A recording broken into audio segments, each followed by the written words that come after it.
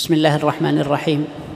الحمد لله رب العالمين، وصلى الله وسلم على عبده ورسوله نبينا محمد وعلى آله وصحبه وسلم تسليما كثيرا. أما بعد، فإن من نعم الله علينا أن يسر لنا هذا المجلس المبارك مع فضيلة شيخنا الأستاذ الدكتور عبد السلام بن محمد الشويعر. نسأل الله أن يكتب خطواته وأن يرفع درجته وأن يجزيه عنا خير الجزاء. وفي هذا المجلس المبارك سيشرح الشيخ الأسباب والأعمال التي يضاعف فيها الثواب، وهو جواب للشيخ الإمام العلامة عبد الرحمن بن ناصر السعدي رحمه الله تعالى عن سؤال: ما هي الأسباب والأعمال التي يضاعف ثوابها؟ فأجاب رحمه الله: الجواب وبالله التوفيق. أما مضاعفة العمل بالحسنة إلى 10 أمثالها فهذا لا بد منه في كل عمل صالح، كما قال تعالى: من جاء بالحسنة فله 10 أمثالها. وأما المضاعفة بزيادة عن ذلك وهي مراد السائل فلها أسباب، إما متعلقة بالعامل أو بالعمل نفسه أو بزمانه أو بمكانه أو آثاره. أحسنت شيخ. بسم الله الرحمن الرحيم.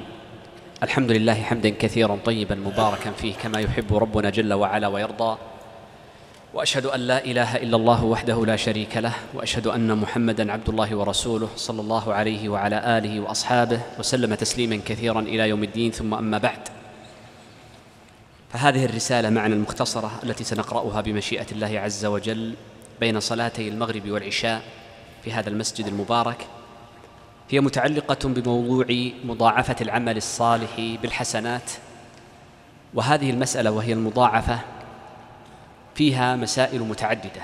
قبل أن نبدأ بقراءة كلام الشيخ، أول هذه المسائل أن هذا من فضل الله عز وجل علينا وعلى الناس أن هدانا لهذا الدين، وقد رحم الله عز وجل هذا أو هذه الأمة بأن ضاعف لها في حسناتها وجازاها أعظم الأجور على أقل الأعمال. وقد صح عن النبي صلى الله عليه وسلم أنه قال: ما مثلكم ومثل الذين من قبلكم إلا كرجل استأجر 3 أجراء، ثم لما انقضى عمل الأول أعطاه درهما أو دينارا، وأما الثاني فأعطاه دينارا أو قال درهما، وأما الثالث فأعطاه دينارين، فاشتكوا فقال: هل ظلمتكم من حقكم شيئا؟ قالوا: لا. قال: فذلك فضل الله يؤتيه من يشاء. فالله عز وجل خص هذه الأمة بأن ضاعف لها حسنات أعمالها، ودلها أيضا على المواسم والأمكنة الفاضلة التي تتضاعف فيها الحسنات.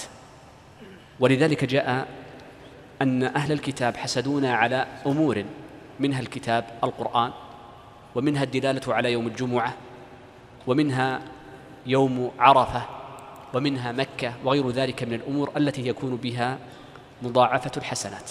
إذن مسألة المضاعفة هي من رحمة الله عز وجل بهذه الأمة وفضله عليها، وهذا من منة الله عز وجل وإحسانه بنا جل وعلا، وهو الرحيم بعباده. المسألة الثانية المتعلقة بهذه المسألة وهي مسألة مضاعفة الحسنات، حيث عرفنا أن مضاعفة الحسنات من فضل الله عز وجل علينا، وأنه من خصائص الأمة التي دلت عليه، فلنعلم أن هذه المضاعفة تختلف، فإن بعض الأعمال تضاعف مرة واحدة. إن ممن يؤتى أجره مرتين: الكتابي إذا أسلم، والقن إذا أدى حق الله عز وجل عليه وحق سيده. ومنه ما يضاعف 10 أضعاف، ومنه ما يكون أكثر من ذلك إلى 700 ضعف أو أكثر من ذلك. والله يؤتي من يشاء، والله يؤتي فضله من يشاء. وقد تجتمع هذه التضعيفات فيضاعف لمن ضوعف له 10 أضعاف مرتين، بأن يكون كتابيا فأسلم. فالكتابي إذا أسلم كل عمل يعمله يضاعف له لإيمانه، ثم يضاعف له بعد ذلك لكونه كتابيا وقد أسلم، وهكذا. وبعضها قلنا ضعفين، وبعضها 10 جاءت الأحاديث، وبعضها جاءت 700، وجاء بعضها أقل أو أكثر من ذلك، ومنها ما جاء مبهما. وهذا المبهم الله عز وجل هو الذي يقدره سبحانه وتعالى. وكثير من أهل العلم يقولون إن ما جاء في الأحاديث أن كذا أفضل من كذا وأن كذا يفضل كذا قد يكون التفضيل باعتبار مضاعفة الحسنات، ولذلك سيمر معنا أن الشيخ يورد من أسباب التفضيل ما كان الخبر فيه أنه أفضل وأنه يفضل غيره من الأعمال. وقد ذكر العلماء أن السيئة لا تضاعف، ولكن السيئة تعظم، وعظم السيئة يكون بعدم تكفيرها إلا بأعظم المكفرات لا بمطلق المكفرات.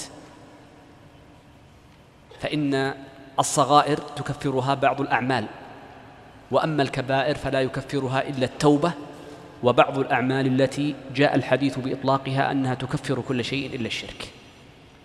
وأما الحسنات فإن الحسنات يفضل بعضها بعضا بالكثرة، لأن الحسنات إذا كتبت لا تذهب إلا بمبطل الحسنات وممحي الأعمال وهي المبطلات.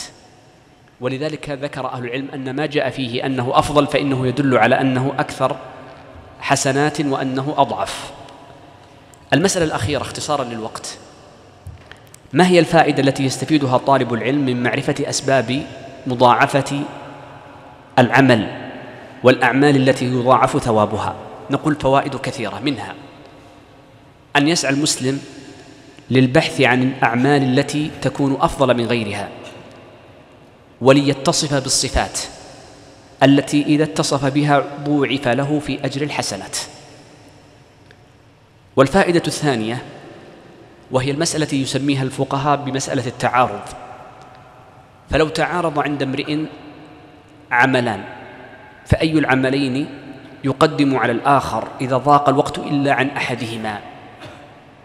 وقد تكلم العلماء وتوسعوا فيما يتعلق بالواجبات وفيما يتعلق بارتكاب المحرمات، وقليل من كلامهم يتعلق بالمندوبات فيما لو أراد المرء أن يفاضل بين المندوبات. وقد نبه الشيخ تقي الدين وقبله العز بن عبد السلام أن هذا من دقيق العلم، وهو مسألة تفاضل الأعمال، ما الذي يكون بعضه أفضل من بعض، وأن لذلك قواعد متعددة. أضرب مثالين للإيجاز لضيق الوقت. أول هذين المثالين ثبت عن النبي صلى الله عليه وسلم أنه ذكر أن الصلاة في مسجد رسول الله صلى الله عليه وسلم تعدل 1000 صلاة فيما سواه من المساجد. وفي نفس الوقت قال النبي صلى الله عليه وسلم: لا تجعلوا بيوتكم قبورا. وكان عليه الصلاة والسلام يصلي في بيته السنن الرواتب. لذا قال أهل العلم: أيهما أفضل، أن يصلي المرء في مسجد رسول الله صلى الله عليه وسلم السنن الرواتب أم أن يصليها في بيته؟ وقد جمع الإمام مالك جمعا لطيفا فيما نقله ابن يونس في الجامع، فقال: ما كان من السنن لأهل المدينة فالأفضل أن يصلوها في بيوتهم، لأن النبي عليه الصلاة والسلام كان من أهل المدينة وكان يصلي السنن الرواتب في بيته. وأما القادمون على المدينة والزائرون لها فإن صلاتهم السنن في المسجد أفضل،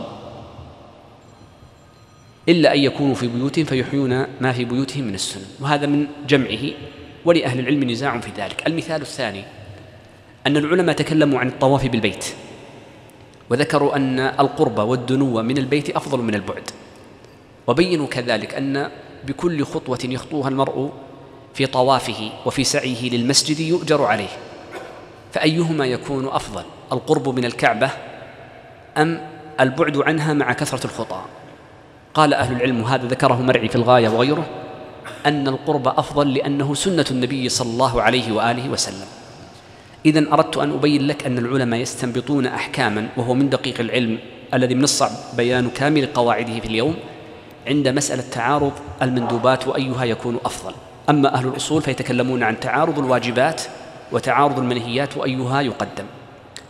بدأ الشيخ في جواب السؤال الذي سئله: ما هي الأسباب والأعمال التي يضاعف ثوابها؟ فقال: الجواب وبالله التوفيق: أما مضاعفة العمل بالحسنة إلى 10 أمثالها من لطيف تعبير الشيخ أنه قال من مضاعفة العمل، لأن العلماء يقولون إن المرء يؤجر على عمله، وقد يؤجر غيره على عمل ذلك الشخص، فيؤجر المرء على عمل غيره. ألم يقل النبي صلى الله عليه وسلم كما في صحيح مسلم: من دل على هدى كان له مثل أجر فاعله؟ وقال صلى الله عليه وسلم: من فطر صائما أي في رمضان كان له مثل أجر ذلك الصائم. يقول أهل العلم: من كان وسيلة في العمل الصالح فإنه يؤجر على أصل العمل دون المضاعفة، وأما المضاعفة 2 و10 وأكثر من ذلك فإنما تكون لمباشر العمل. هذه نبه إليها جماعة من أهل العلم، ولذلك الشيخ عبر قال: وأما مضاعفة العمل أي مباشر العمل. نعم، قد يؤجر شخص مثل أجره كمن دل على الهدى وعلم العلم وأفطر الصائم ونحو ذلك، لكن المضاعفة كما قرره جمع من أهل العلم استنباطا منهم واستظهارا من النصوص إنما يكون لمباشر العمل لا لمن كان وسيلة فيه. قال الشيخ: أما مضاعفة العمل بالحسنة إلى 10 أمثالها فهذا لا بد منه في كل عمل صالح، واستدل على ذلك بقول الله عز وجل: من جاء بالحسنة فله 10 أمثالها. وقول الله عز وجل من اسم وصول بمعنى الذي، وهي من صيغ العموم، بل من أقوى صيغ العموم، فتدل على أن جميع الذين يأتون بالحسنات أو بالحسنة الواحدة فإن الله عز وجل يضاعف له تلك الحسنة إلى 10، وهذا من وعد الله عز وجل، والله يفي وعده، فإن الله عز وجل لا يخلف وعده. وأما إعادة فإنه سبحانه وتعالى كريم، فإن من كرم الله عز وجل إخلاف الإعاد بالعذاب، ولكن وعده لا يخلفه سبحانه وتعالى. ثم قال الشيخ: وأما المضاعفة بزيادة عن ذلك وهو مراد السائل فقد تكون المضاعفة فوق 10. قال: فلها أسباب، إما متعلقة بالعامل أو بالعمل أو بالزمان أو بالمكان وآثاره. هذه 5 أشياء. المتعلقة بالعامل فيما يتعلق أولا بإسلامه، فإنها شرط صحة عمله، أو يتعلق بتقواه، أو يتعلق بإخلاصه، أو يتعلق بحسن إسلامه، وسيأتي في كلام الشيخ. قال: وأما العمل نفسه فإن العمل نفسه باعتبار نوع العمل، فإن بعض الأعمال تضاعف على غيرها، وسيمر معنا بعض الأحاديث التي نفس العمل مضاعف فيه الأجر. هذا من جهة. ومن جهة أخرى قد يكون العمل بنفسه سببا للمضاعفة إذا كان العمل على سنة، فإن العمل إذا كان على سنة المصطفى صلى الله عليه وآله وسلم ضوعف الأجر للعامل.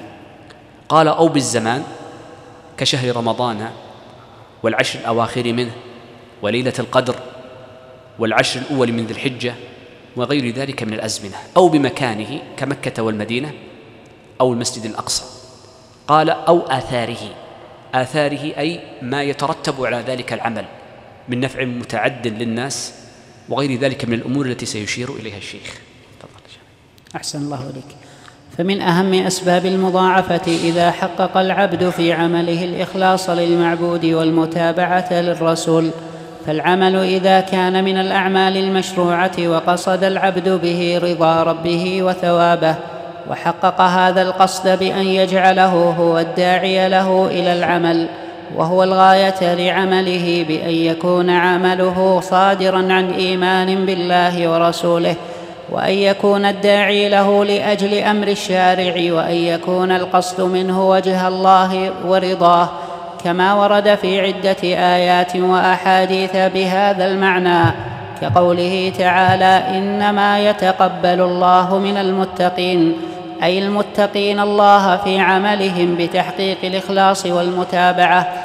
وكما في قوله صلى الله عليه وسلم: من صام رمضان إيمانا واحتسابا غفر له ما تقدم من ذنبه، ومن قام رمضان إيمانا واحتسابا غفر له ما تقدم من ذنبه، وغيرها من النصوص. والقليل من العمل مع الإخلاص الكامل يرجح بالكثير الذي لم يصل إلى مرتبته في قوة الإخلاص. أحسنت شيخ. بدأ الشيخ رحمه الله تعالى بأهم أسباب المضاعفة، وذكر في ذلك سببين. قال: إذا حقق العبد في عمله الإخلاص للمعبود سبحانه وتعالى والمتابعة للرسول صلى الله عليه وآله وسلم. ولا شك أن هذين الأمرين هما شرط لصحة العمل وهما شرط لكماله معا. فإذا انتفى مطلق أحد هذين الشرطين انتفى صحة العمل. ليبلوكم أيكم أحسن عملا. قال الفضيل بن عياض: أحسن العمل أخلصه وأصوبه. قيل: كيف ذاك؟ قال: إن العمل إذا كان صوابا ليس خالصا لم يقبل، وإن العمل إذا كان خالصا وليس على سنة النبي صلى الله عليه وسلم لم يقبل. فالمقصود من هذا أن هذين الشرطين قد يكون انتفاء مطلقهما يدل على، أو انتفاء مطلق أحدهما يدل على عدم صحة العمل. أول ما ينظر في صلاة العبد، أول ما ينظر في عمل العبد في صلاته، إن صلحت نظر في باقي عمله، وإلا رد عليه باقي عمله. الأمر الثاني: قد يكون هذان الأمران شرط للكمال. كيف ذاك؟ أما الإيمان بالله عز وجل فإن اعتقاد أهل السنة والجماعة أن الناس ليس إيمانهم واحد. فقد أجمع الصحابة رضوان الله عليهم أنه ليس، والسلف جميعا، أنه ليس إيمان أحدنا كإيمان جبريل وميكائيل وأنبياء الله صلوات الله وسلامه عليهم. فإن الناس يتفاوتون في إيمانهم بالله عز وجل معرفة وتصديقا، ويتفاوتون كذلك باعتبار أفعال قلوبهم وجوارحهم وألسنتهم، إذ العمل داخل في مسمى الإيمان. كلما كان المرء أكمل إيمانا بالله عز وجل كلما كان ذلك سببا في مضاعفة حسناته وزيادة أجوره. والأمر الثاني: المتابعة للنبي صلى الله عليه وسلم. والمتابعة وكذا جزء من الإيمان لا يكملان إلا بالعلم الشرعي. فأعلم الناس بالله عز وجل هم أتقاهم إليه. قال النبي صلى الله عليه وسلم: أنا أعلمكم بالله وأتقاكم له. ولذلك في مسند الإمام أحمد أن النبي صلى الله عليه وسلم قال: إن الرجل ليصلي وليس له من صلاته إلا نصفها، أي نصف أجرها، إلا ثلثها، إلا ربعها، إلا خمسها، حتى عد عشرها. قال الشراح: وهذا باعتبار هذين الأمرين، باعتبار إخلاصه لله عز وجل وما وقر في قلبه من كمال القصد له سبحانه وتعالى. والأمر الثاني باعتبار متابعته لسنة النبي صلى الله عليه وسلم في صلاته، بدءا من افتتاحها إلى اختتامها، بل وتوابع ذلك من السنن والأذكار التابعة لها بعدها. إذن أريدك أن تعلم أن ما ذكره الشيخ أولا أن أهم أسباب المضاعفة هي الإخلاص للمعبود والمتابعة للرسول، أن هذين السببين شرط لصحة العمل ابتداء، كما أن هذين الشرطين عند كمالهما يحصل به مضاعفة الأجر. وليس الناس سواء، لا في إيمانهم بالله عز وجل ولا في علمهم بسنة النبي صلى الله عليه وسلم. ولذلك قال النبي صلى الله عليه وسلم: أنا أعلمكم بالله وأتقاكم له. فقرن النبي صلى الله عليه وسلم العلم بالتقوى، فدل على أن العلم علة التقوى. فالعلم بالله وبأسمائه وبكتابه وبشرعه سبب لزيادة الإيمان وكمال متابعة رسول الله صلى الله عليه وسلم. قال الشيخ: فالعمل إذا كان من الأعمال المشروعة وقصد العبد به رضا ربه وثوابه، وحقق هذا القصد بأن يجعله هو الداعي إلى العمل وهو الغاية، بأن يكون عمله صادرا عن إيمان، وأن يكون الداعي له لأجل أمر الشارع كما ورد في الآيات.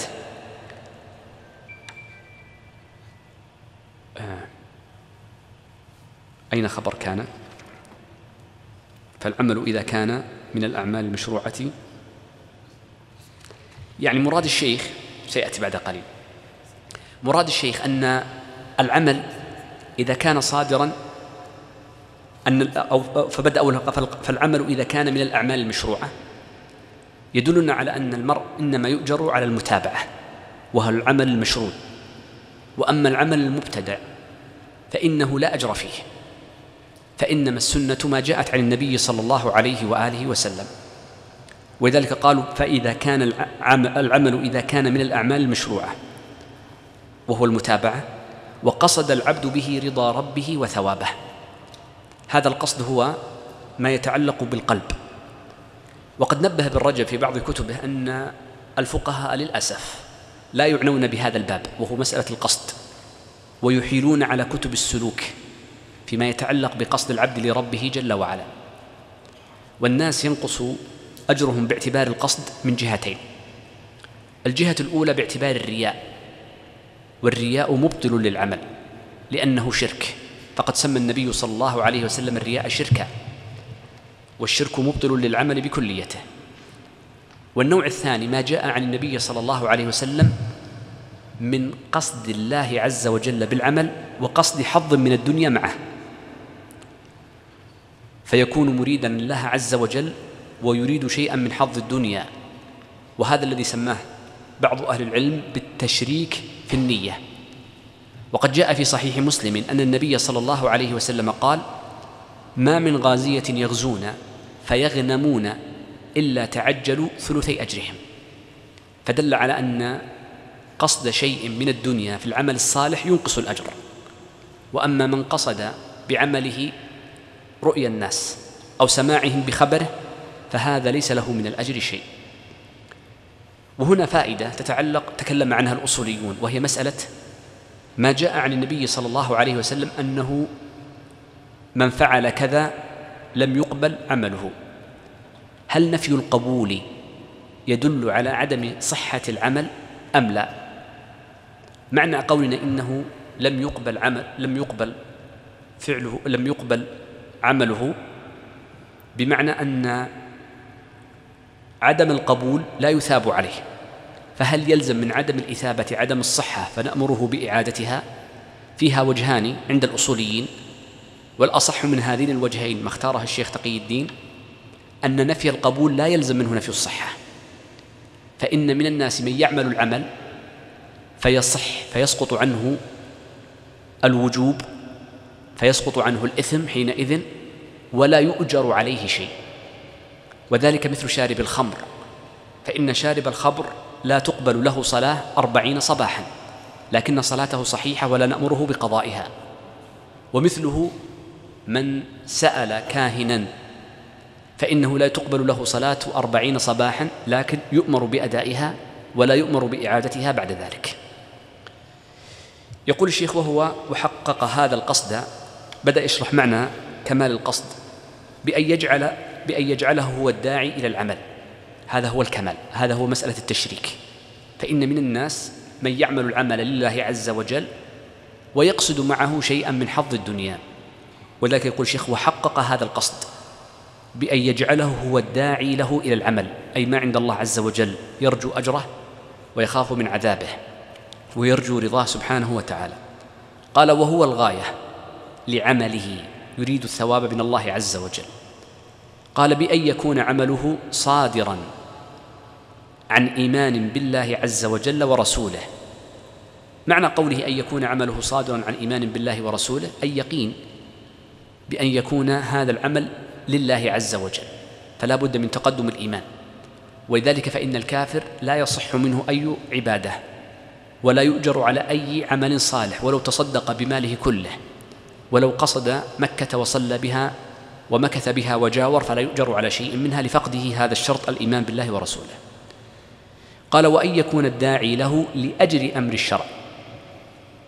إذن اسم كان أن يكون الداعي له وخبرها لأجل أمر الشرع، فلأجل أمر الله عز وجل امتثل الأمر، فيستشعر قول الله عز وجل: وما كان لمؤمن ولا مؤمنة إذا قضى الله ورسوله أمرا أن يكون لهم الخيارة من أمرهم. فالمؤمن من حين يسمع كلام الله عز وجل وأمر رسوله صلى الله عليه وسلم يمتثل ويقتدي ويتأسى فيؤجر حينئذ. ولذا قال بعض أهل العلم: ما بلغتني سنة عن النبي صلى الله عليه وسلم إلا فعلتها، لأجل أمر الشارع أمر وجوب أو أمر تأس وهو الندب. قال: وأن يكون القصد منه وجه الله عز وجل ورضاه، كما ورد ذلك في عدة آيات وأحاديث، كقوله تعالى: إنما يتقبل الله من المتقين. يقول إن دخلت عليها ماء الكافة تكف عملها، لكنها تزيد في معناها فتجعل معناها الحصر، فتكون دلالته نطقية عند جماهير أهل العلم، أي لا يقبل العمل إلا من المتقي. وكيف يكون المرء متقيا؟ قال الشيخ: المتقين في عملهم بتحقيق الإخلاص والمتابعة. إذا معنى قول الله عز وجل: إنما يتقبل الله من المتقين، أي إنما يتقبل الله عز وجل الأعمال الصالحات ويأجرهم عليها إذا كانوا متقين، أي مؤمنين بالله متابعين لرسوله صلى الله عليه وسلم. فإن التقوى صفة ملازمة ولازمة، فتكون مع المرء قبل العمل، وتكون معه أثناءه، وتكون معه بعده كذلك. قال: وكما في قوله صلى الله عليه وسلم: من صام رمضان إيمانا واحتسابا إلى آخره. الآية هنا شرط للقبول، ولذلك عندنا قبول عمل وعندنا مضاعفة أجر، فقد يقبل الله عز وجل العمل ثم يزيد على ذلك بالمضاعفة. والحديث الذي أورده الشيخ وجه الدلالة فيه أن النبي صلى الله عليه وسلم قال: من صام رمضان إيمانا واحتسابا غفر له ما تقدم من ذنبه، ومن قام رمضان إيمانا واحتسابا غفر له ما تقدم من ذنبه.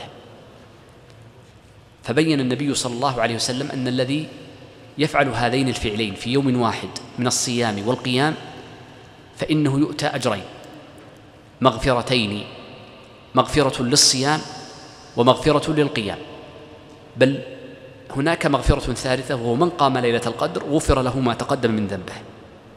فحينئذ ضُعفت له المغفرة 3 مرات لأجل إيمانه واحتسابه، فإيمانه بأن كان عمله قصد به رضا الله عز وجل، وحقق هذا القصد بأن كان داعيه إلى العمل، بأن يجعل ذلك هو الداعي له إلى العمل.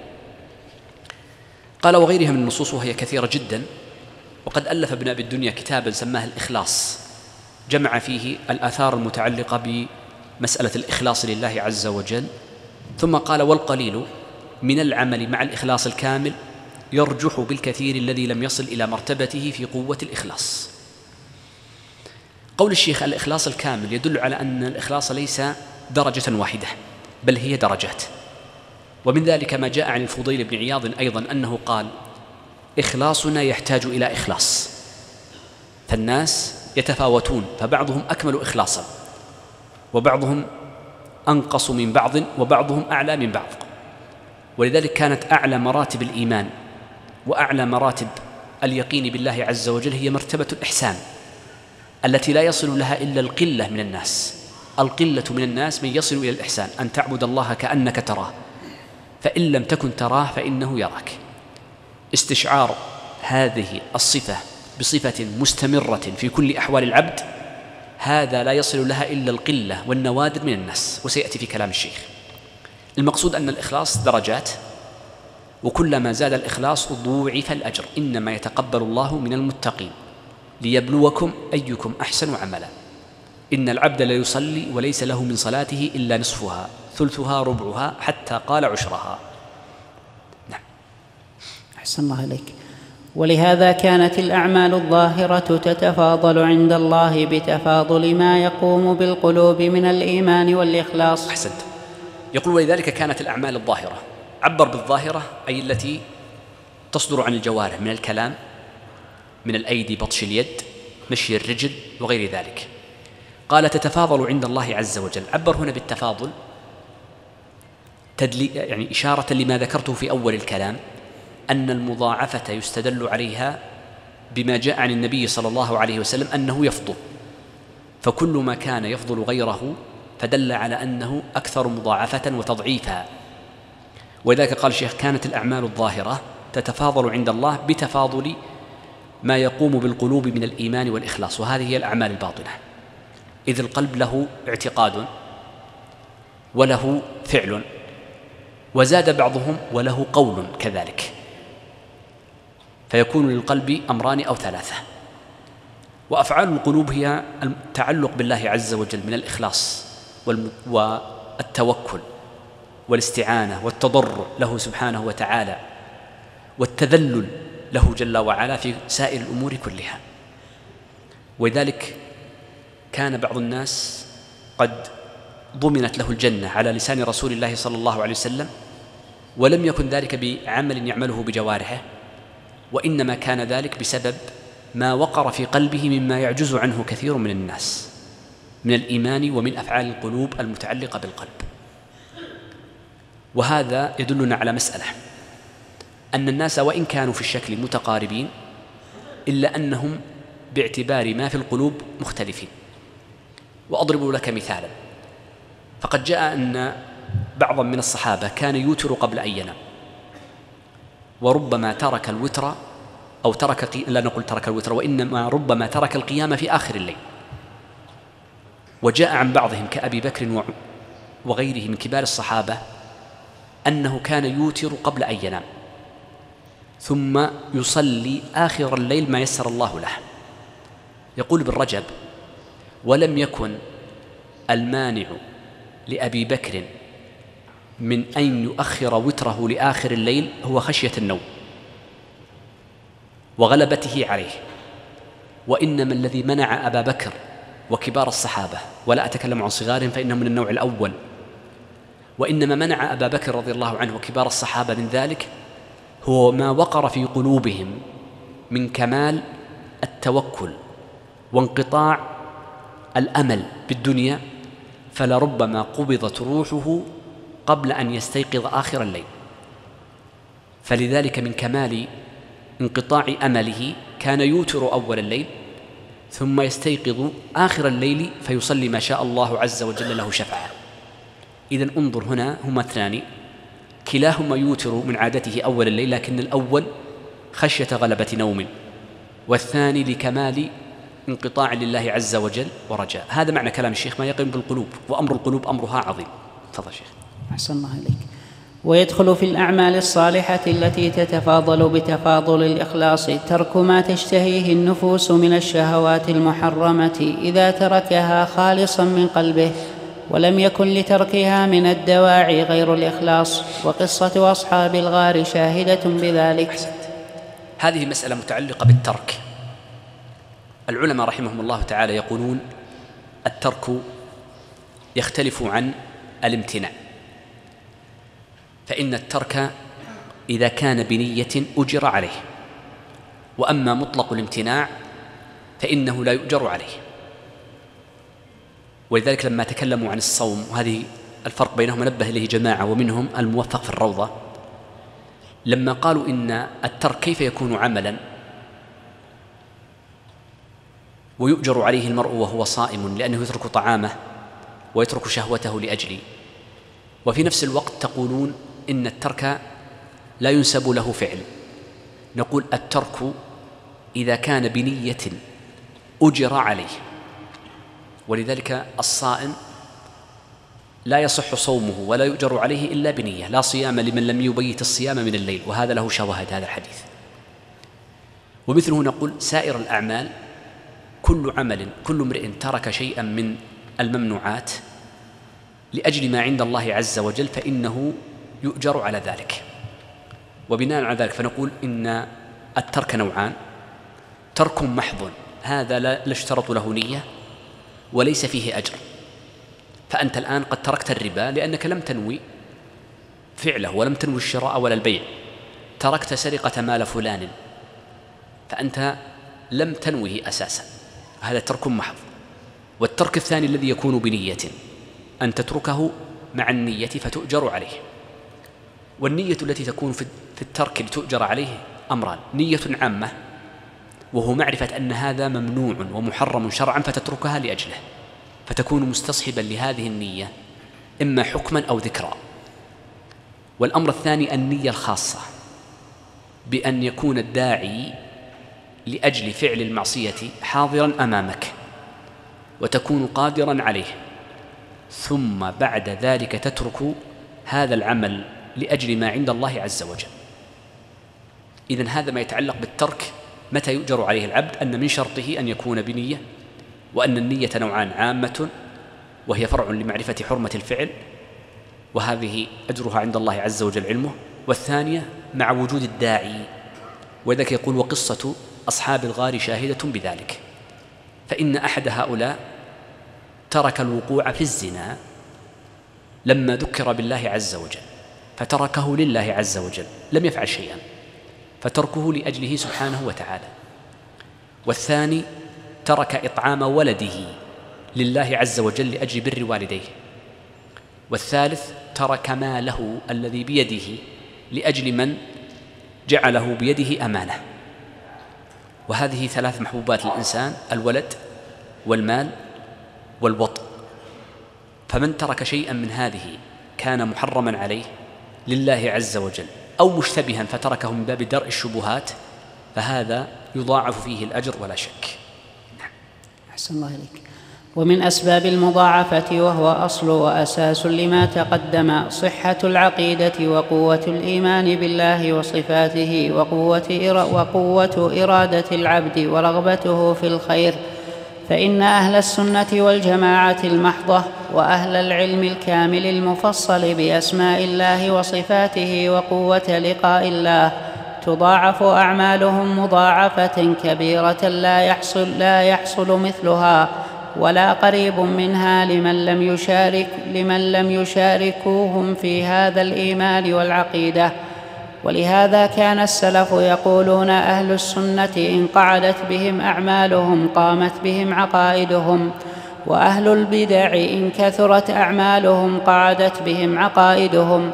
ووجه الاعتبار أن أهل السنة مهتدون وأهل البدع ضالون، ومعلوم الفرق بين من يمشي على الصراط المستقيم وبين من هو منحرف عنه إلى صراط الجحيم، وغايته أن يكون ضالا متأولا. بدأ يتكلم الشيخ رحمه الله تعالى أن من أسباب مضاعفة الحسنات صحة العقيدة وقوة الإيمان بالله وصفاته وقوة إرادة العبد ورغبته في الخير. بيّن الشيخ رحمه الله تعالى أن صدق الاعتقاد في الله عز وجل وفي نعوت كماله سبحانه وتعالى والأسماء التي سمى الله عز وجل بها نفسه، هذا مما يضاعف فيه الأجر في سائر عبادات العبد.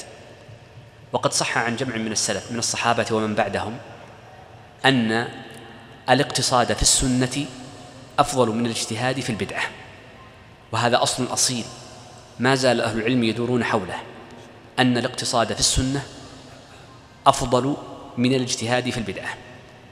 وذلك تكلم من ألف من أهل السنة في ذكر أخبارهم ما يتعلق بأثر اعتقاد ما أخبر الله عز وجل ورسوله سواء في الغيبيات من صفات الله وأسمائه، أو الغيبيات فيما يتعلق بيوم القيامة، أو الغيبيات المتعلقة بما قبل ذلك: ألف لام ميم ذلك الكتاب لا ريب فيه هدى للمتقين الذين يؤمنون بالغيب. والنبي صلى الله عليه وسلم في مثل هذه الأمور خاطب أمة أمية، فهم يعرفون منها ما يعرفه العرب وعوامهم بذلك. ولذلك فإن كما قال الشيخ رحمه الله تعالى ونقله عن عدد من علماء السلف المتقدمين أن أهل السنة إن قعدت بهم أعمالهم قامت بهم عقائدهم. ولذلك فإن على الحقيقة أعظم الناس توقيرا في القلب في قلوبهم لله عز وجل هم أهل السنة، لأنهم آمنوا بما أخبر به الله عز وجل، لم يتكلفوا تأويلا، ولم يبحثوا ويسعوا في تحريف، ولم يغيروا ويتوقفوا في معاني كلام الله عز وجل. وكلما كان المرء أقرب لكتاب الله عز وجل وأكمل إيمانا به كلما كان أصح اعتقادا وأعظم أجرا عنده سبحانه وتعالى. نعم. أحسن الله إليك. ومن أسباب مضاعفة العمل أن يكون من الأعمال التي نفعها للإسلام والمسلمين له وقع وأثر وغناء ونفع كبير، وذلك كالجهاد في سبيل الله، الجهاد البدني والمالي والقولي، ومجادلة المنحرفين كما ذكر الله نفقة المجاهدين ومضاعفتها ب700 ضعف. أحسنت.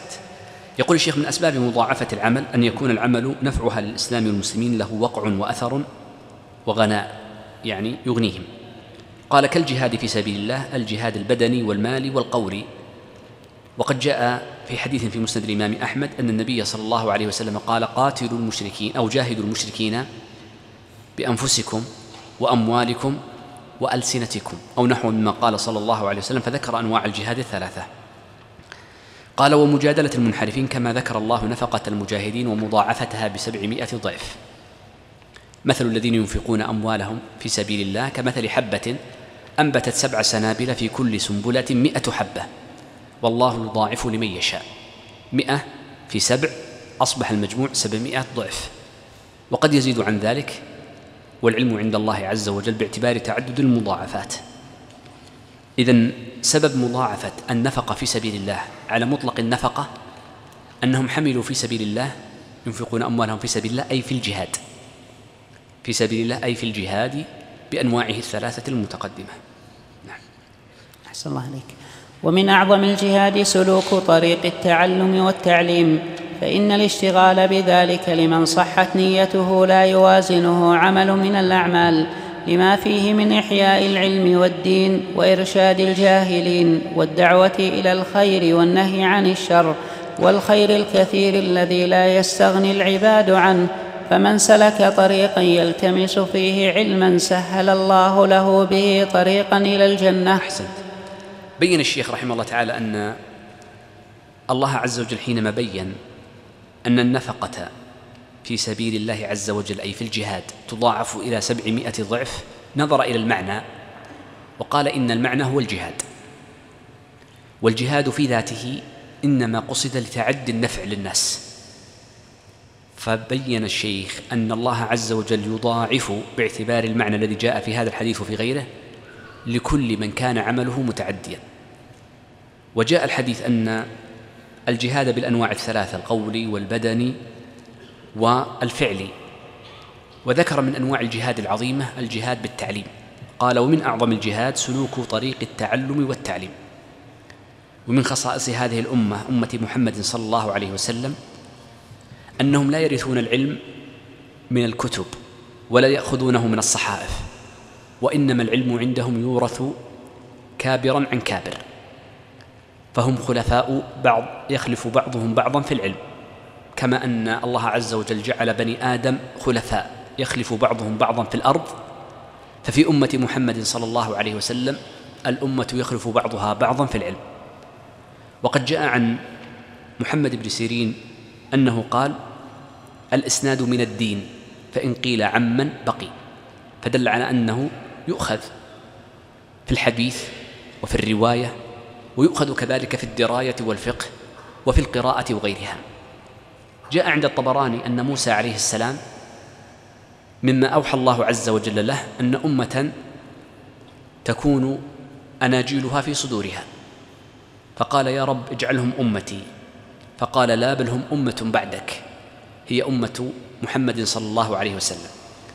ولذلك فإن القرآن إنما يحفظ في الصدور وينقل بالمشافهة والتلقي، وهذا مما يدلنا على أن هذا العلم من خصائص أمة محمد صلى الله عليه وسلم، فينقله جيل عن جيل وكابر عن كابر. ولذا كان من أعظم الجهاد سلوك طريق التعلم والتعليم. وقد قال النبي صلى الله عليه وسلم: الدنيا ملعونة ملعون ما فيها إلا ذكر الله وما والاه، أو رجل غدا عالما أو متعلما. وبين النبي صلى الله عليه وسلم أن من سعى وخرج من بيته ليتعلم آية من كتاب الله عز وجل كانت خيرا له من كذا وكذا من الدواب العظيمة. إذن العلم بالله عز وجل وتعليمه ولو لأصاغر الناس قبل أكابرهم من أعظم العبادات. يقول الشيخ: فإن الاشتغال بذلك لمن صحت نيته لا يوازنه عمل من الأعمال إذا أدى الحق الواجب لله عز وجل وهي الفرائض. وقد جاء في بعض الأخبار ما يدل على أن العالم يضاعف له العبادة، فقد جاء أن العبادة من العالم أفضل من العبادة من غيره، ومعنى كونها أفضل أن يضاعف بها الأجر، إما أولا باعتبار الإخلاص، أو ثانيا باعتبار المتابعة للنبي صلى الله عليه وسلم. وقد مر معنا أن كمال العلم الإيمان بالله عز وجل يكون بمعرفته وسماع كتابه، وهو العلم به سبحانه: أنا أعلمكم بالله وأتقاكم. والمتابعة لا تكون إلا بالعلم الشرعي. إذن سبب المضاعفة للمعلم لا لذاتها، فإن العلم قد يناله كافر وقد يناله منافق، ولكن العلم لأنه سبب لزيادة الإيمان بالله عز وجل وكمال المتابعة للنبي صلى الله عليه وسلم. ثم ختم ذلك بحديث النبي صلى الله عليه وسلم: من سلك طريقا يلتمس به علما سهل الله له به طريقا إلى الجنة. هذا دليل على التفضيل، حيث قال سهل، فدل على أنه أسهل من غيره وأقرب من غيره، مما يدل على فضل هذا الطريق على غيره من الطرق التي تؤدي لله عز وجل.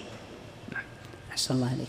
ومن ذلك المشاريع الخيرية التي فيها إعانة للمسلمين على أمور دينهم ودنياهم، التي يستمر نفعها ويتسلسل إحسانها، كما ورد في الصحيح: إذا مات العبد انقطع عمله إلا من ثلاث: صدقة جارية، أو علم ينتفع به من بعده، أو ولد صالح يدعو له. نعم. حينما ذكر الشيخ أن من أعظم ما يستمر به الأجر هو العلم، وأن هذا العلم هو أفضل من غيره، أولا لأنه من الجهاد في سبيل الله ولأن نفعه متعدي، وثانيا لأن نفعه متعدي. وقد قرر العلماء جميعا أن فضل العلم تعلما أفضل وتعليما أفضل من بعض النوافل، حتى قال كثير منهم ومنهم أبو نصر بن الصباغ: لأن أبيت ليلة أتعلم مسألة من العلم أحب إلي من أن أبيت تلك الليلة مصليا، أي نافلة لا فريضة، لأن الفريضة يجب أن تقدم على كل نافلة. قاس على ذلك الشيخ أمرا آخر، وهي المشاريع الخيرية التي فيها إعانة للمسلمين. هذه المشاريع قد تكون وقفا وقد لا تكون وقفا، وإنما تكون صدقة من الصدقات. فقال: إنه يتسلسل إحسانها ويستمر نفعها، واستدل على ذلك بقول النبي صلى الله عليه وسلم: إذا مات العبد انقضى عمله إلا من ثلاث: صدقة جارية. هذا هو محل الشاهد، صدقة جارية. فإن الصدقة الجارية يؤجر عليها المرء في المرة الأولى، ويؤجر عليها في المرة الثانية، ويؤجر عليها في الثالثة والعاشرة، حتى ينقطع الأصل الذي حبس وجرت تلك الصدقة من ريعه ومنفعته. فدلنا ذلك على أن من أسباب المضاعفة تكرار النفع، فإن تكرار النفع وتعدد المنتفعين أعظم. قال: أو علم ينتفع به من بعدها، يداخل في العلم.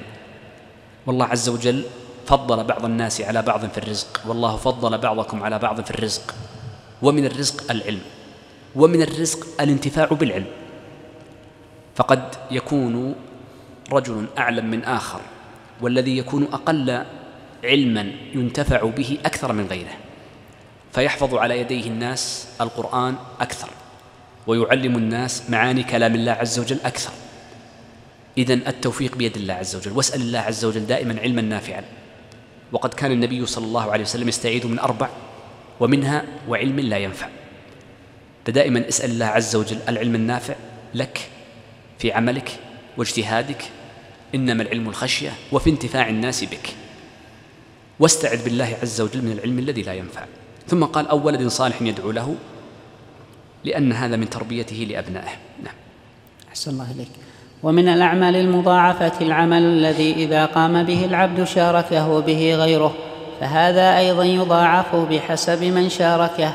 ومن كان هو سبب قيام إخوانه المسلمين بهذا العمل، فهذا لا ريب يزيد أضعافا مضاعفة على عمل إذا عمله لم يشاركه فيه أحد، بل هو من الأعمال القاصرة على عاملها. نعم. يعني من أمثلة ذلك إذا كان المرء في مكان يقتدي به الآخرون، فإن بعض الصحابة لما بذل صدقته ثم اقتدى الناس وتتابعوا بعده اقتداء بعمله، فإن هذا من باب الدلالة على الخير، فيدخل في عموم من دل على خير كان له مثل أجر فاعله. لا يلزم الدلالة باللسان، فقد يكون الدلالة بالفعل.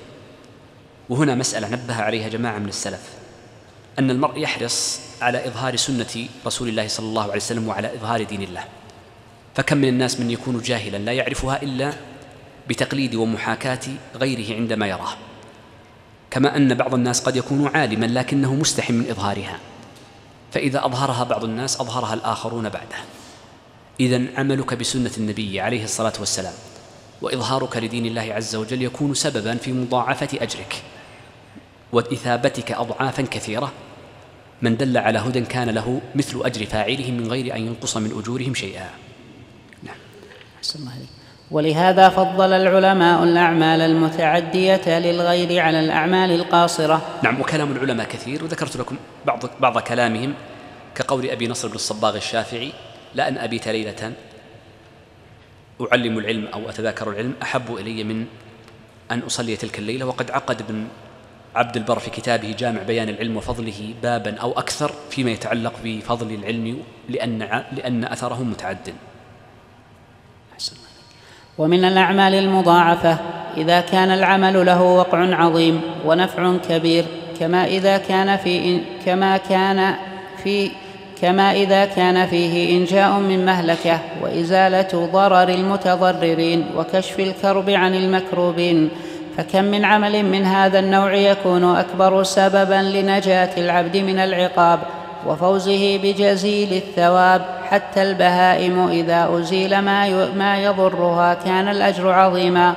وقصة المرأة البغي التي سقت الكلب الذي كاد يموت من العطش فغفر لها بغيها شاهدة بذلك. نعم، يقول الشيخ إن من أسباب الأعمال ومضاعفتها أن يكون له أثر عظيم، كأن يكون فيه إنجاء من مهلكة، مثل ما جاء أن عثمان رضي الله عنه لما تصدق قال له النبي صلى الله عليه وسلم: لا يضره ما يعمل بعد ذلك، أو نحو مما قال صلى الله عليه وسلم.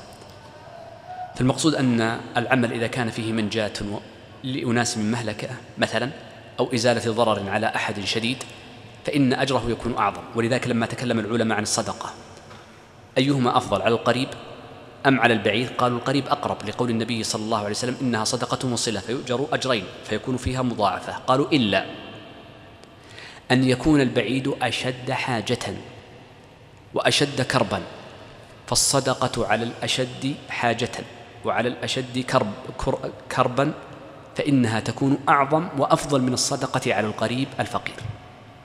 إذن من الأعمال المضاعفة أن تكون العمل في حاجة أشد. ولما تكلم العلماء في الزكاة قال: أفضل من تبذل فيه الأشد حاجة والأكثر فقرا، أو نحو ذلك من الأوصاف الثمانية المتعلقة بالزكاة. ثم ذكر الشيخ أن هذا حتى في البهائم، وذكر قصة المرأة البغي التي سقت الكلب فغفر لها بغيها بسبب سقيها ذلك الكلب، فدل على أن ما فيه إنجاء من مهلكة أو إزالة ضرر للمتضرر، ولو كان ذلك حيوانا أو غير آدمي أو غير مسلم، فإنه يكون كذلك سبب في مغفرة الذنوب ولو كان العمل قليلا.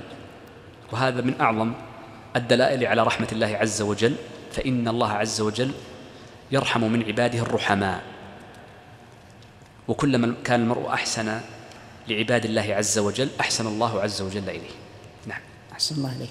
ومن أسباب المضاعفة أن يكون العبد حسن الإسلام حسن الطريقة تاركا للذنوب غير مصر على شيء منها، فإن أعمال هذا مضاعفة كما ورد بذلك الحديث الصحيح: إذا أحسن أحدكم إسلامه فكل حسنة يعملها تكتب له ب10 أمثالها إلى 700 ضعف. نعم، هذا سبب حديث عظيم يقول فيه النبي صلى الله عليه وسلم: إذا أحسن أحدكم إسلامه فكل حسنة يعملها تكتب له ب10 أمثالها. مر معنا في أول كلام الشيخ أن كل حسنة إلى 10 أمثال إلا التي لا تقبل فإنها تسقط المؤاخذة ولا يكون فيها حسنة ولا مضاعفة. قال إلى 700 ضعف. متى يكون 700 ضعف؟ إذا أحسن إسلامه. وهذا يدلنا على أن الإسلام فيه حد أدنى وفيه صفة إجزاء. فالحد الأدنى ما تقدم في صفة الإيمان، وصفة الكمال قلت الإجزاء قبل قليل وأن من نقصد صفة الكمال، وصفة الكمال أن يكون مع ما وقر في قلبه حسنا في جوارحه، فإن الإسلام متعلق بأفعال الجوارح.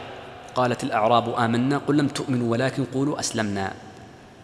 فغالبا الإسلام يتعلق بأعمال الجوارح، والإيمان يتعلق بأعمال القلوب. فأركان الإسلام 5 وأركان الإيمان 6.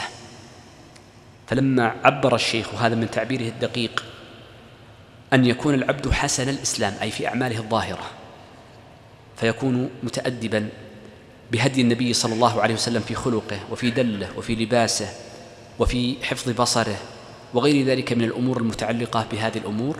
هذا يدل على حسن الإسلام وقد قال النبي صلى الله عليه وسلم: إذا حسن إسلامه له بكل حسنة يعملها 10 أمثالها إلى 700 ضعف. هذا يدلنا على أن هذا السمت الظاهر، التمثل والالتزام بالعبادات وغيرها، مؤثرة ليس في ذاتها فقط، بل تتعدى لكل عمل يعمله الآدمي يضاعف الله عز وجل به الحسنات. نعم. أحسن الله إليك. ومن أسبابها رفعة العامل عند الله ومقامه العالي في الإسلام، فإن الله تعالى شكور حليم. لهذا كان نساء النبي صلى الله عليه وسلم أجرهن مضاعفا. قال تعالى: ومن يقنت منكن لله ورسوله وتعمل صالحا نؤتها أجرها مرتين. نعم، هذا الحديث أو هذه الآية وهو كلام الشيخ يفيدنا أن من الناس من يصطفيه الله عز وجل اصطفاء منه سبحانه، فيكون له مقام عالي عنده سبحانه وتعالى كأنبياء الله عز وجل أولا، ثم من خصهم الله عز وجل بأن كن زوجات النبي صلى الله عليه وسلم. قال الله عز وجل: ومن يقنت منكن، الخطاب لزوجات النبي، ومن يقنت منكن لله ورسوله وتعمل صالحا نؤتها أجرها مرتين. وكذلك صحابة رسول الله صلى الله عليه وسلم الكبار، فقد قال النبي صلى الله عليه وسلم: دعوا لي أصحابي فإن أحدكم لو أنفق ملء أحد ذهبا ما كان يبلغ مد أحدهم ولا نصيفه. فانظر كيف الأضعاف الكثيرة لكبار أصحاب النبي صلى الله عليه وسلم، لأن الصحبة لها معنيان: معنى عام ومعنى خاص، وهذا الحديث جاء بالمعنى الخاص. وأما المعنى العام فهو مطلق من رأى النبي صلى الله عليه وسلم وآمن به. وقضية أن ذاك الشخص أو غيره عنده عند الله عز وجل درجة، هذه لا يعلمها إلا الله عز وجل، ولا يجوز أن نجزم لأحد بعد أنبياء الله عز وجل بهذه الدرجة إلا لمن أخبر الله عز وجل عنه كزوجات النبي وأصحاب الرسول صلى الله عليه وآله وسلم. ومن عدا ذلك فإن الرجل لا يعمل بعمل أهل الجنة حتى لا يكون بينه وبينها إلا ذراع فيسبق عليه الكتاب فيدخلها. فلا تؤمن على حي فتنة، ولا يؤمن على امرئ الغواية، فالعاصم هو الله، والحافظ هو الله، والواقي هو الله سبحانه وتعالى. أحسن الله إليك. وكذلك العالم الرباني وهو العالم العامل المعلم تكون مضاعفة أعماله بحسب مقامه عند الله، كما أن أمثال هؤلاء إذا وقع منهم الذنب كان أعظم من غيرهم، لما يجب عليهم من زيادة التحرز، ولما يجب عليهم من زيادة الشكر لله على ما خصهم به من النعم. يقول الشيخ: وكذلك العالم الرباني جاء عن ابن عباس رضي الله عنه قال: هو الذي يربي الناس على صغار العلم قبل كباره. فلا يوصف المرء عالما ربانيا وهو لا يعلم الناس، فلا بد من تربيتهم، فلا بد أن يكون معلما. ولذلك العلم مع التعليم لا مجرد المعرفة فحسب، وإن كان الفقهاء يقولون الفقه هو معرفة الأحكام التفصيلية مع أدلتها. إذن هذا هو العالم الرباني، وألحق بذلك لأن هم ورثة الأنبياء، والأنبياء خصوا بمزيد فضل. قال: وهو العالم العامل المعلم. نعم، الشيخ ذكر الثلاث: عالم وهو المعرفة، عامل بما عمل، معلم لغيره. وهذه القيود الثلاث كلها مهمة، والشيخ دقيق عليه رحمة الله غاية الدقة. قال: تكون مضاعفة أعمالهم بحسب مقامه عند الله عز وجل، والله عز وجل يؤتي فضله من يشاء، كما أن أمثال هؤلاء إذا وقع منهم الذنب كان أعظم من غيرهم، كما جاء عن حذيفة رضي الله عنه أنه قيل له: هنيئا لكم صحبة النبي صلى الله عليه وسلم. بين بعد ذلك حذيفة أن من أدرك النبي صلى الله عليه وسلم ولم يؤمن به أو خالف أمره بأن عصى الله عز وجل فيكون ذنبه أعظم وعقوبته أشد. إذن الصحابة عقوبتهم أشد، أو من أدرك النبي صلى الله عليه وسلم فلم يؤمن به فإن عقوبته أشد من الكافر الذي يأتي بعده. وكذلك أيضا معصية الصحابة في ظاهر كلام حذيفة كذلك. قال: لما يجب عليهم من زيادة التحرز بسبب العلم، ولما يجب عليهم من زيادة الشكر لله عز وجل، فإنه إذا أوتي المرء نعمة يجب عليه أن يشكرها، وقد أمر الله عز وجل بشكره في آيات كثيرة. ومن الشكر العمل: اعملوا آل داود شكرا وقليل من عبادي الشكور. وقد أمر الله عز وجل الأنبياء وأنبياءهم بعمل الشكر، آل داود. ولذلك يجب حمد الله عز وجل على النعم، ومنها نعمة أن يرزق المرء العلم والعمل والتعليم. نعم. أحسن الله إليك. ومن الأسباب الصدقة من الكسب الطيب كما وردت بذلك النصوص. نعم، جاء في الحديث أن من تصدق بصدقة من كسب طيب فإن الله يأخذها بيمينه ثم يربيها كما يربي أحدكم فلوه، أي حصانه الصغير. فدل ذلك على أن هذا يدل على مضاعفة الأجور في هذه، فالصدقة أجرها عظيم، وإذا كانت من كسب طيب فأجرها أعظم. ولنعلم أن الكسب 3 أنواع: محرم، وهذا لا يتقبل الله عز وجل، بمعنى لا يتقبل أنه لا يؤجر عليه العبد. والأمر الثاني أن يكون حلالا من كسب طيب، وهذا الذي يضاعف أجورا عظيمة. والحالة الثالثة أن يكون حلالا من كسب خبيث، ولا تيمموا الخبيث منه. فدل على أن من الكسب الحلال ما هو خبيث، خبيث معنى أنه رديء. وقد بين النبي صلى الله عليه وسلم أن كسب الحجام خبيث، فهو ليس من الكسب الأطيب الحلال، وإنما هو دونه. ومن علامة هذا النوع الثالث إذا كان المال مشتبها لا يعرف طيب كسبه، فكلما كان المرء أطيب كسبا كلما كان أعظم أجرا في الصدقة وأنفع لمن طعم طعامه. وقد جاء أن سفيان بن سعيد الثوري دخل عند رجل فقدم له طعاما فأكثر من الأكل، ثم التفت إليه سفيان فقال: إنه ليس لي حاجة إلى مزيد هذا الطعام، ولكني أعلم أنك إنما تكتسبه من حلال. ولذلك فإن كسب الحلال أمره عظيم، وشأنه على العبد ليس بالسهل. والحلال كما مر معنا ليس درجة واحدة بل درجات، وتكلموا عن هذه الدرجات ماذا يفعل بأقل الدرجة، بسطها جماعة من أهل العلم، وللشيخ تقي الدين رسالة في ذلك. أحسن الله عليك. ومنها شرف الزمان كرمضان وعشر ذي الحجة ونحوها، وشرف المكان كالعبادة في المساجد 3، والعبادة في الأوقات التي حث الشارع على قصدها كالصلاة في آخر الليل وصيام الأيام الفاضلة ونحوها. نعم، قال: ومن شرف الزمان رمضان وعشر ذي الحجة، كما في حديث ابن عباس: ما من أيام العمل الصالح فيهن أحب إلى الله من هذه الأيام العشر. والعشر يدخل فيها يوم عيد النحر، لكن عيد النحر لا يشرع فيه الصيام لنهي النبي عليه الصلاة والسلام عن صيامه. وهنا قاعدة لطيفة أن أهل العلم يقولون إن فضل الزمان لا يلزم منه فضل مطلق العمل، وإنما الزمان الفاضل إنما يشرع فيه ما شرع فيه، إلا أن يأتي دليل فيقول إن مطلق العمل في هذا الزمان فاضل، مثل حديث ابن عباس المتقدم. فإن قول النبي صلى الله عليه وسلم: ما من أيام العمل الصالح فيهن أحب إلى الله، أي جميع أنواع العمل، فإن العمل دخلت عليه التي تفيد الجنس وهي الاستغراق والعموم، فإن كل الأعمال الصالحة من الصيام والصدقة والحج والعمرة وغير ذلك فاضلة بل هي أفضل الأعمال في العشر الأوائل من ذي الحجة. لكن لما جاء اليوم العاشر منهي عن صيامه، وهكذا يقال في سائر أعمال السنة.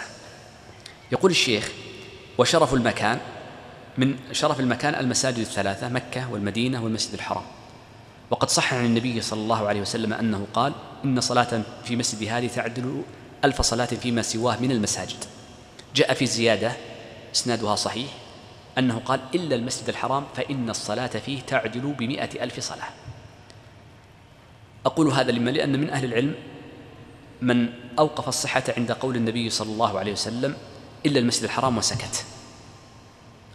ولذلك أخذ منه مالك أن المفاضلة بين مكة والمدينة أن الصلاة في المدينة أفضل، لأن لم تصح عنده الزيادة بأن الصلاة تعدل 100,000 صلاة في المسجد الحرام. فكان يقول قوله إلا المسجد الحرام معناه إلا المسجد الحرام لا تعدل 1000 صلاة، فالاستثناء يعود للصفة ولا يعود لمطلق الصلاة والمضاعفة. ثم قال: والأوقات التي حث الشارع على قصدها كالصلاة في آخر الليل وصيام الأيام الفاضلة. نعم، تفضل شيخ. قال رحمه الله: وهذا راجع إلى تحقيق للرسول المكمل مع الإخلاص للأعمال المنمي لثوابها عند الله. نعم، هذه الجملة هي تقرير لأن كل ما سبق يرجع للإخلاص والمتابعة، وهذه كلمة جامعة: إنما يتقبل الله من المتقين. نعم. أحسن الله إليك. ومن أسباب المضاعفة القيام بالأعمال الصالحة عند المعارضة النفسية والمعارضة الخارجية، فكلما كانت المعارضة أقوى والدواعي للترك أكثر كان العمل أكمل وأكثر مضاعفة. وأمثلة هذا كثيرة جدا، ولكن هذا ضابطها. نعم، هذه من الأمور المفيدة والعظيمة، أن من أسباب مضاعفة الحسنات وفضلها عند الله عز وجل أن توجد عند المعارضات النفسية. ما هي المعارضات النفسية؟ المعارضات أن يكون النفس تريد الوقوع في حرام، أو النفس تريد ترك أمر من المشروعات، واجب أو مندوب ونحو ذلك. قال: فكلما كانت المعارضات أقوى والدواعي للترك أكثر كان العمل أكمل وأكثر مضاعفة. وأمثلة هذا كثيرة، ولكن هذا ضابطها. من الأدلة على ذلك أن النبي صلى الله عليه وسلم قال: أفضل العبادة في الهرج. فعندما يكون الناس مشغولون بأي أمر من الأمور فإن الإنسان يحب أن ينشغل معهم في هرجهم، سواء كان قتال فتنة أو كان انشغالا ببيع وشراء أو غير ذلك من الأمور. فعندما يترك المرء هذا الهرج وينشغل بالعبادة كان ذلك أعظم. ولما جاء حديث السوق استنكر بعض أهل العلم هذا الأجر العظيم على هذا الذكر اليسير، مجرد تهليل الله عز وجل. ومع ذلك أجاب من قوى حديث دعاء السوق، قال بأن الناس إذا دخلوا السوق أصبحت دواعيهم للبيع والشراء والنظر في المبيعات عظيمة، ولكن المرء إذا تركها وذكر دعاء السوق فإن هذا يكون سببا لمضاعفة الأجر له، فيكون متوافقا مع المعاني الشرعية. وأكثر ما يعظم الله عز وجل على العبد به الأجر إذا عرضت عليه الفتن فامتنع منها. عرضت عليه رشوة فامتنع، عرضت عليه أمور من الأمور المحرمة من شهوات القلب أو الجوارح فامتنع منها لأجل ذلك. ولو في مجلس الناس فيه يغتابون أحدا فامتنع من ذلك، وزاده بإنكار ذلك بأن غير حديث المجلس أو بطريقة أو أخرى، فإن ذلك يكون أعظم في أجره ولا شك. وهذه النكتة عظيمة جدا، لكن لولا ضيق الوقت نكتفي منها كما ذكر الشيخ. أمثلتها كثيرة ولكن هذا ضابطها. نعم. أحسن الله إليك. ومن أهم ما يضاعف فيه العمل الاجتهاد في تحقيق مقام الإحسان والمراقبة وحضور القلب في العمل، فكلما كانت هذه الأمور أقوى كان الثواب أكثر. نعم. قول الشيخ: ومن أهم ما يضاعف به العمل الاجتهاد في مقام الإحسان والمراقبة. مر معنا إشارة ذلك، فإن الإحسان أن تعبد الله كأنك تراه فإن لم تكن تراه فإنه يراك. قول الشيخ: الاجتهاد في تحقيق هذا المقام يدل على أن المرء قد يحققه في أوقات ويغفل عنه في أوقات أخرى، وكلما كان المرء أكثر ملازمة لهذا المقام ويجتهد ويجهد نفسه في تحقيقها كلما كان ذلك سبب في فلاح نفسه. ومر معنا أن زيادة الإيمان سبب في مضاعفة الأجر، وأكمل الإيمان الإحسان أن تعبد الله كأنك تراه فإن لم تكن تراه فإنه يراك. وهذا مقام عظيم جدا، وهو من أعظم المقامات وأعلاها التي تكون للعباد.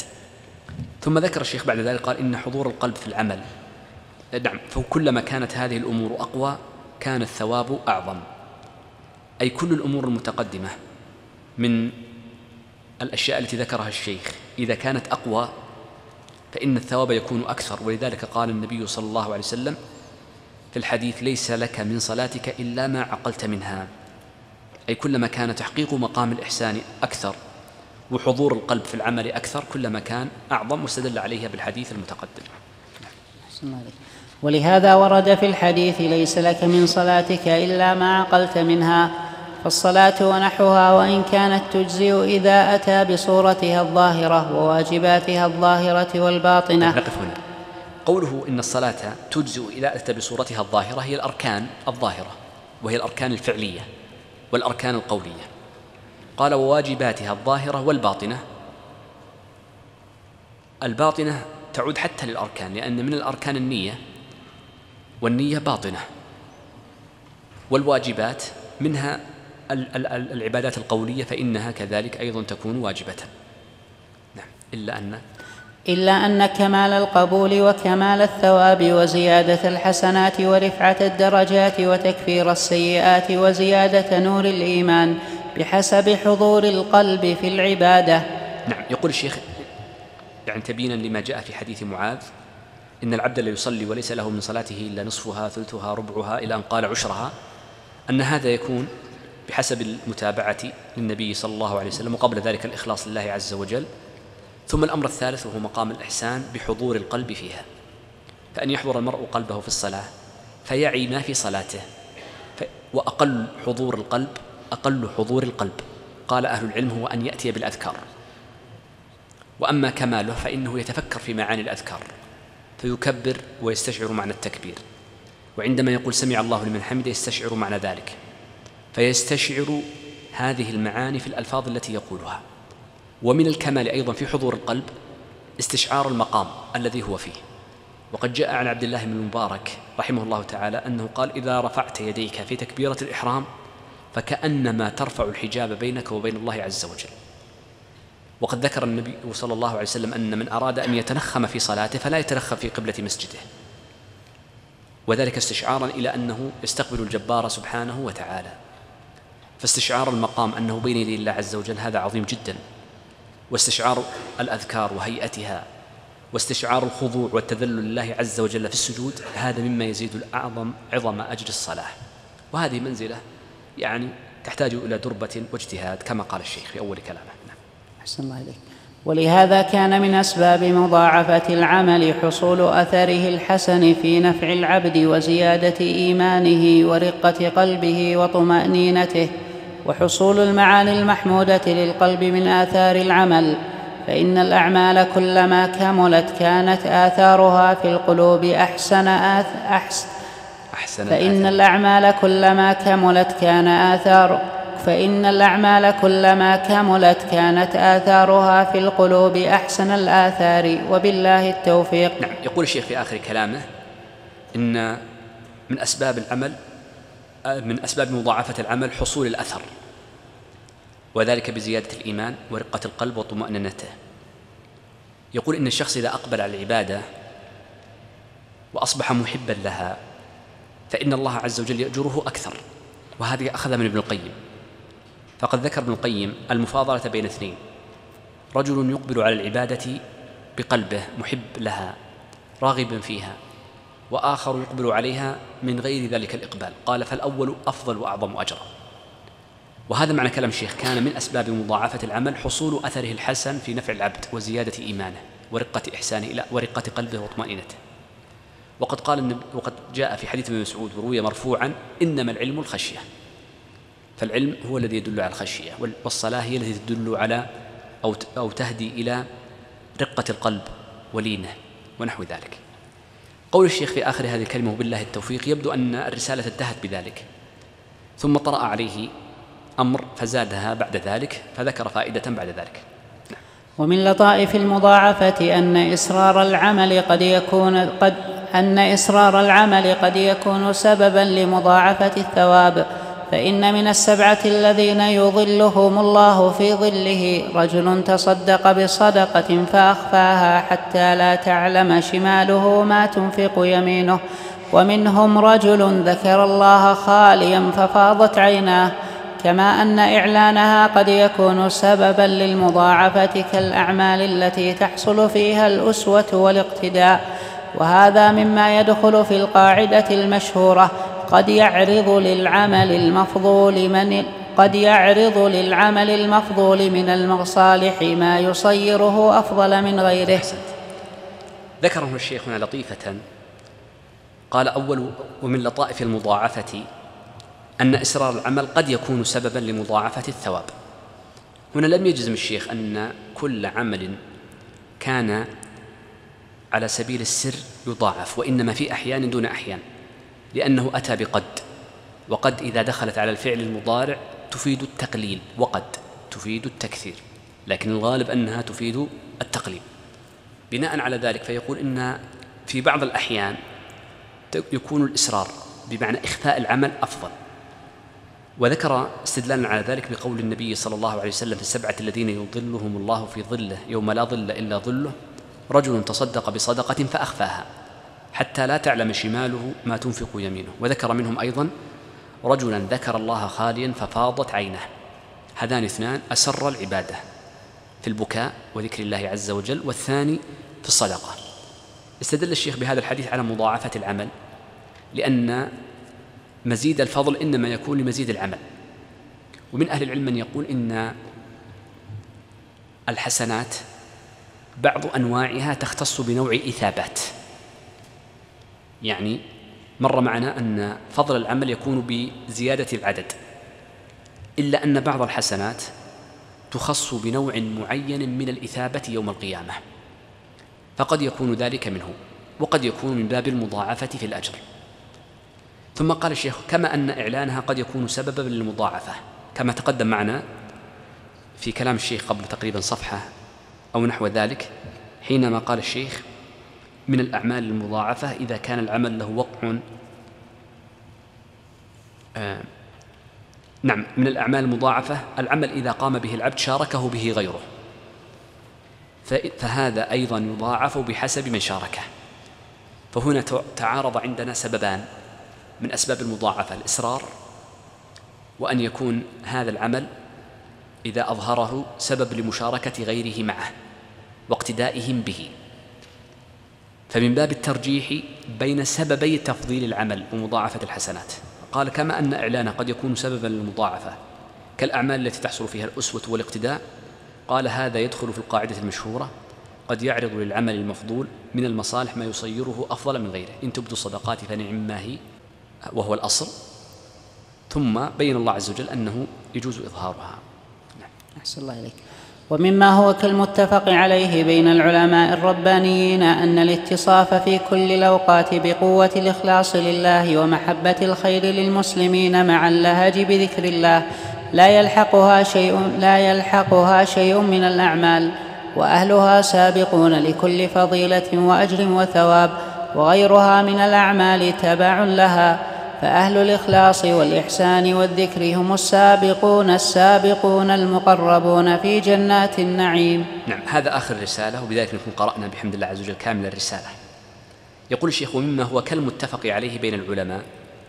تعبير الشيخ بكالمتفق لأن قد لو بحث الباحث لم يجده بهذا النص، ولكن معروف من كلامهم ومعروف من فحوى حديثهم، إذ من أطال النظر في كلام أهل العلم وأدمن فيه عرف فحوى كلامهم وتنبيهه ولو لم يصرحوا به، فإن للكلام فحوى كما تعلمون، وله دليل وهو مفهوم المخالفة، وله مساو، وذلك يقول كالمتفق عليه مما يفهم من كلامهم. قال: بين العلماء الربانيين، مر معنا أن العالم الرباني هو الذي يكون عالما عاملا معلما. قال: أن الاتصاف في كل الأوقات بقوة الإخلاص. تعبيره بقوة الأوقات يدلنا على أن هذه الصفات المتقدمة المتعلقة بالشخص يجاهد المرء نفسه باتصافه بها في أوقات دون أوقات، فإن استطاع أن يغلب نفسه فيكون متصفا بها في جميع الأوقات، مما يترتب على ذلك أنه يؤدي العبادة ويعامل الناس بالبيع والشراء، ويجلس في بيته وفي خلوته مع نفسه، كلها في حالة واحدة، وكلها مع مراقبة لله ويعبد الله كأنه يرى في جميع هذه الأوقات، أن هذا من أعظم ما تكون به المجاهدة للنفس ولا شك. قال: ومحبة الخير للمسلمين، فإن من مجاهدة النفس محبة الخير، وهذا الذي يبعثه على تعليمهم ودلالتهم والنصح لهم، فإن الدين النصيحة لله ولرسوله ولأئمة المسلمين وعامتهم. قال: مع اللهج بذكر الله عز وجل. ذكر الله عز وجل مراد المصنف ذكره باللسان مع القلب، فإن أعظم الذكر ذكر اللسان والقلب، وذكر القلب هو الذي في الحقيقة يجعل الإنسان مراقبا لله عز وجل مخلصا له سبحانه، فيسبح الله عز وجل فقلبه ينزهه ويستشعر تنزيهه عن النقائص والعيوب، ويحمد الله عز وجل وقلبه يستشعر النعم وفضل الله عز وجل عليه في كل نعمه الصغيرة والكبيرة، ويكبر الله عز وجل وقلبه يستشعر عظم الجبار جل وعلا، وأن كل شيء في هذه الدنيا من نعيمها وملذاتها وشهواتها صغيرة، ويهلله سبحانه وتعالى فيفرد التوحيد والعبادة له سبحانه وتعالى. قال: لا يلحقه شيء من الأعمال وأهلها سابقون لكل فضيلة وأجر وثواب. وصدق. وغيرها من الأعمال تبع لها، أي تبع للإخلاص وهذه الصفات السابقة. قال: فأهل الإخلاص والإحسان والذكر هم السابقون السابقون المقربون في جنات النعيم. قرن المؤلف بين الإخلاص والإحسان والذكر يدل على أنها متلازمة، فلا يمكن المرء أن يكون محسنا يرى الله عز وجل، يعبد الله كأنه يراه، فإن لم يكن يراه فإن الله عز وجل يراه. لا بد أن يكون قد سبقها إخلاص، ولا بد أن يكون معها ذكر لله عز وجل. فالذكر هو أقرب طريق للمراقبة والإحسان والكمال الإخلاص لله عز وجل. ونعني بالذكر ذكر القلب، لا الاكتفاء بذكر اللسان. ثم قال: هم السابقون السابقون، كررها للآية، المقربون في جنات النعيم، وهي أفضل من أهل اليمين. نكون بحمد الله عز وجل أنهينا هذا المتن في الوقت المحدد تماما. أسأل الله العظيم رب العرش الكريم أن يرزقنا العلم النافع والعمل الصالح، وأن يتولانا بهداه، وأن يغفر لنا ولوالدينا وللمسلمين والمسلمات. وأسأله جل وعلا أن يرحم ضعفنا، وأن يجبر كسرنا، وأن يجيرنا من خزي الدنيا وعذاب الآخرة.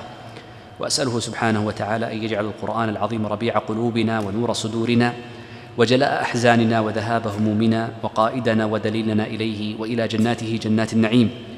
وأسأله جل وعلا أن يصلح لنا في نياتنا وذرياتنا، وأن يغفر لوالدينا، وأن يرحمهما، وأن يجزيهما خير ما جزى والدا عن ولده. وأسأله جل وعلا أن يحفظ بلادنا وسائر بلاد المسلمين من كل سوء وفتنة، وأن يدفع عن المسلمين وعن أموالهم وأعراضهم وأبشارهم وأموالهم الأعداء والمتربصين، وأن يصلح ذات بينهم.